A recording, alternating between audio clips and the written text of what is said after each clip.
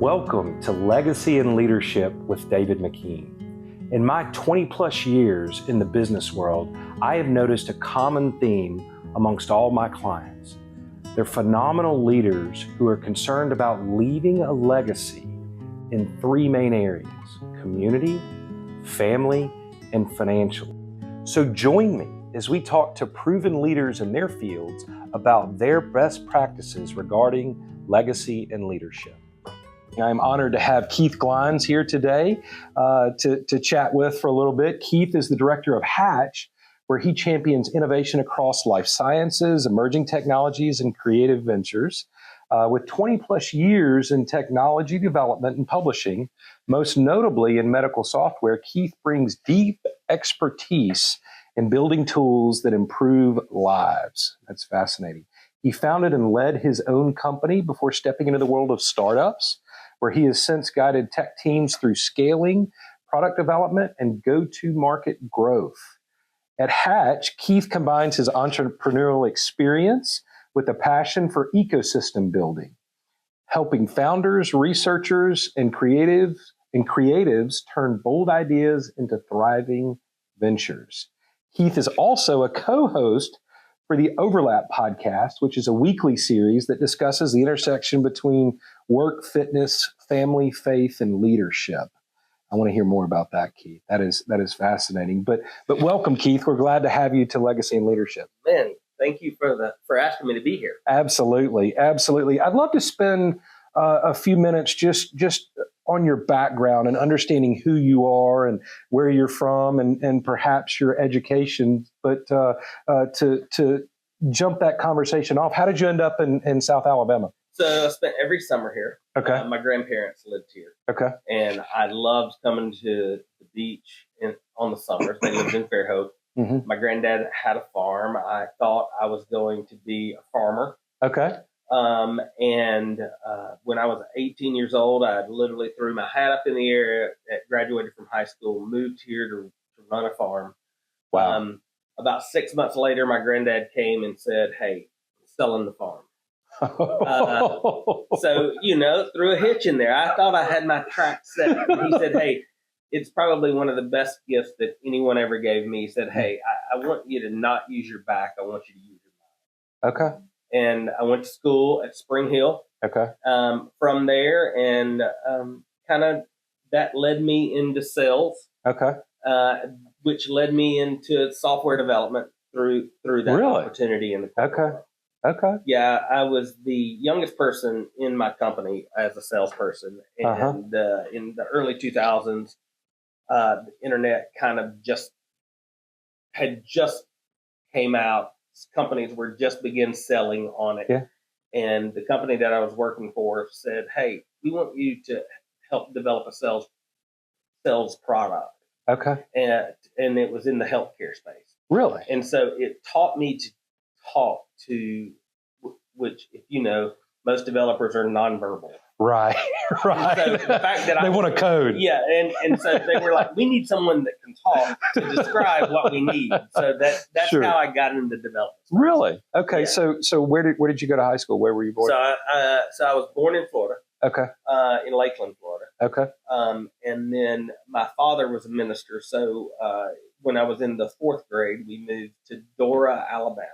Wow. Okay. And so I grew up in a little place called Dora. Okay. Went to a place called Summerton Christian High School. Okay.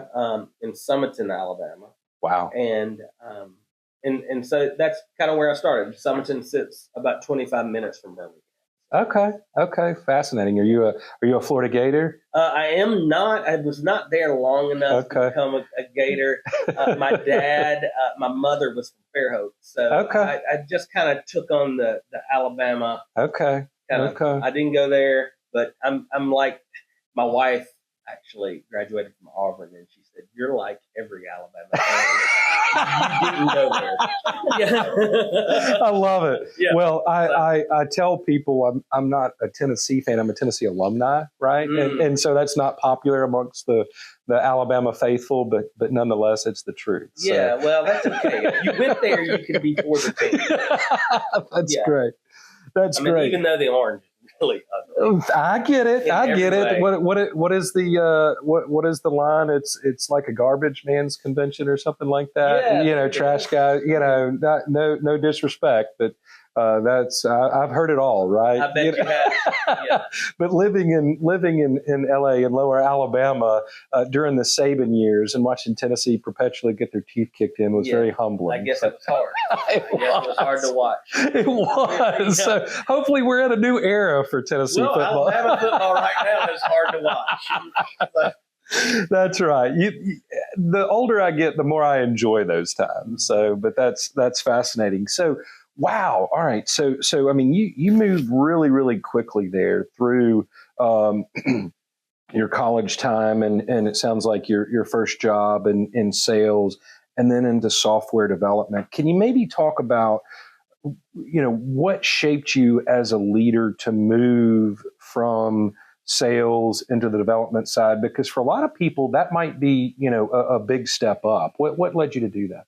So, one of the things that I figured out about myself very quickly is that I was a salesman at heart. Okay. And so when I came out, I was in the corporate world for 8 years. Okay. I didn't fit well there. It turns out you have to wear shoes when you're in the corporate space. Right. I don't wear shoes much. If you come to my office, I like a pair of flip flops and Birkenstocks. Okay. It's funny now that I'm working at Hatch. We're a arm of the Economic Development Alliance. Okay. County. Yeah. And Lee Lawson, our president, will say, "Hey, Keith, this is a shoe meeting." Well, hey, it's a shoe meeting today. Look at you. Yeah. That's I great. dressed up for you today. And so I knew I could sell, but when I came out of the corporate world, I was like, "What am I going to do?" I had a little money in the bank. Yeah. I was like, It was right around 2006, and the economy had started to fail out.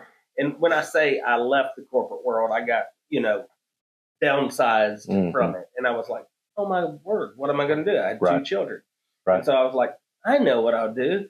I'll build websites." And so we built a little it would be called a platform today that worked with Chamber of Commerce's that did microsites for local businesses. Wow. And like one-page websites. Yeah.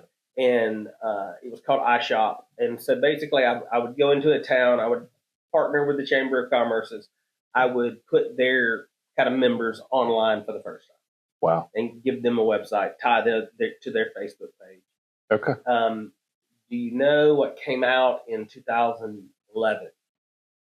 A little thing called Google Business. Got it. It did free what I was charging for. Got it. Okay. And they had a lot bigger budget. And so then again, I learned my first experience of going broke. Got it. And it was one of the things that I think people need to understand, especially entrepreneurs, and you've probably seen this, is the ability to reinvent when you need to reinvent is super important. Yep. And so, but not losing who you are. And so I think I've always reinvented when I needed to reinvent, but didn't lose the nature of who I was. Yeah. So where does that come from, Keith? Because as we know, I mean, life kicks you around at times, regardless of who you are or your upbringing, your education. Where does that come with you personally? More of a heart. My wife would say it's from the very hard head that I have to keep persisting when I had an idea that I think works. Yeah. Yeah. But I also think it's important to know when to fold them. Too. Yeah. Yeah. And to shift. Yeah. And I have held on longer than I should in a lot of spaces. Mm-hmm. But that has also taught me the determination to reinvent. Mm-hmm. That's important. Yeah. As well. Yeah. Was there someone in particular in your life that instilled that in you, or was it something you just picked up along the way?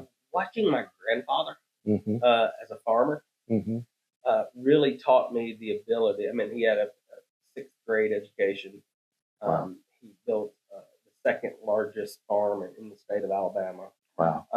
And watching him just almost innovate in a way in a space that was not very innovative. Right. And do things. And I spent every summer with him. I would ride around in his truck and talk to him. Yeah. And seeing the way that he navigated life, he started life, his early life in the body shop business, and then he moved to farming, and then he would just move to the places where he saw an opportunity, and then he went into land development. And so watching him kind of gave me that drive to. I always wanted to be like my grandpa. I love that. Yeah, I love that. It sounds like y'all were close. we were very much. Yeah, absolutely. Absolutely. That's fascinating.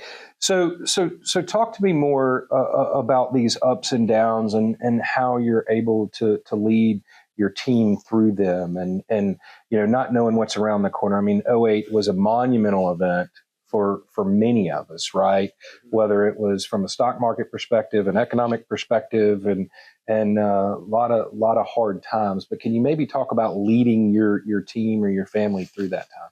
Well, and I think leading a family is a lot like leading a team, because you have to keep positive through the downside.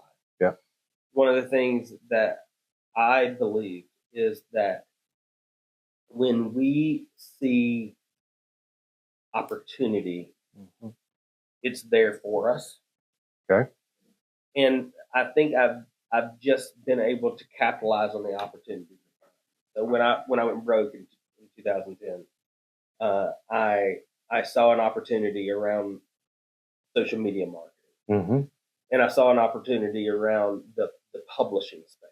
And a friend of mine wrote a book and came to me and said, "Hey, I've written this book. I don't know what to do with it. I can't find a publisher." I lied my face off and said, "I can publish the book." and I just started messing around with Facebook and seeing what the abilities Facebook had within it. The Kindle had just come out with Amazon. Wow. Barnes and Noble had just launched a product called Nook. Timing has a big deal with it too, right. Especially in the technology space. Right. Like right now, timing around AI is everybody's that's the hot topic. How are we going to use AI? Right. And so what I looked at when my friend came to me and said, "Hey, I've written a book," is how do I use a digital mechanism to market a book? Okay. And that is what kind of led me into the publishing space. Okay. And then I innovated there for a while, and then created, and then I saw the advantage of content and what you're doing right here is creating content for the good of the community. Yeah. And so, and the content space is a very hard space to live in, but it wasn't it. Right. And so again, it was just a timing issue as I was creating content at the right time around the right subjects that people on Facebook were looking for. Fantastic. And so I think so anytime that you need to lead through a downturn, lead through a hardship, it would be like just find the fringe. Okay. Where's the fringe? If it's in your business, what is on the outskirts of the mainstream that you can push through? Yeah, that's fascinating. That's fascinating. Keep pushing through. When did you first recognize that you were a leader? Leader's a hard thing because I don't know if it's leadership or persistence that really determines where you go in life. Yeah. You definitely have to be a leader, but are the people that are following you the right people that are following you? And I think I've just had a great opportunity to lead people, if you would, that believed in what I was doing. I understand. So you personally may cast a vision, and those that want to followed, and that's how you wanted to followed, and quite frankly, they were a lot smarter than I was. So I was just very blessed with people that were around me that helped me push my company or agenda, if you would, to the place that I needed to go. So through social media and content was what your company that you founded and it did. Okay. And in the written form and the visual form. And so when through the media agency, I really learned to work a camera and take video and do production and mix audio. And so it gave me a leg up to create the things that I needed to create, even for my own businesses. So the marketing aspect was really, again, it was just learning to do the task that needed to be done on social media. Right. And at that time, if you could create content, right. Now everyone would. I mean, my friend has a 10-year-old that creates better content than I could ever create. Today. Yeah. My 13-year-old is gifted in that, and he just tinkers with it. Yeah. His content is related to highlight clips of football players, maybe in college or NFL, and he pushes it out there, and it's amazing, at 13, and this is meaningful to me. It may not be in the greater social media world, but he'll get 1,000 likes in 24 hours, or something like that. That's really big. I mean, and so he loves it, right? So he's good at it. So I think that's fascinating. I think that's fascinating. So do you still run that company, or did it morph into something else, or did you sell it? Or so I did exit. Okay. And a wing of it I still run. So one of the things in the publishing company, we had built some catalog of books, and the catalog of books was tied to an author that's no longer with us. So we sold those catalog of books. Wow. And then I kept the ghostwrite arm, if you will. Okay. So right now we work with a lot of, you want to say influence, people with audience that want to write a book. Okay. And we help them write it. Really? Interesting. Do you enjoy that space? I do. However, I think when I took over at Hatch, I was only supposed to be working as strategic partnerships. Okay. And I took it on because you always want, one of the reasons I wanted to come on your show is the legacy aspect. Yeah. What legacy do you? Yeah. And I wanted to work with founders so that I could help them build their products so that could be the legacy. Fascinating. Because I looked at what I was doing and saying, what do I leave? Where does this take me? And I have a daughter. I have 4 kids. The last one's about to get out of the house. And I was in the place of, what do I do? What do I do next? I'm about to be empty nesting. I'm about to be free, if you would. Right. Where do I go? And so I've hired someone that runs that business, that takes it over. Okay. So I focus all my attention on that. Okay. No. Okay. So you brought up legacy. So we'll go ahead and jump to that. What does that word mean to you, Keith? It means my adult kids want to hang out with me. Okay. Tell us more. It means I had a mentor a long time ago, and he said, if your kids want to hang out with you when they're old, you make it. Wow. If your kids want you to come around, make it. And so I think legacy to me first would be that is, does my kids want to hang out with me? I have 2 grandchildren. I just got back from Birmingham, seeing them this past weekend. And if, I had a wonderful time hanging out with my son and his wife. Yeah. And that is legacy to me. Yeah. It's getting to go do that. But in the business space am I creating meaningful things that's the betterment of the community? I love it. Am I impacting the world around me with the things that I'm creating and building, and the founders that I'm helping? Mm-hmm. What is that? Am I helping them build future for their families?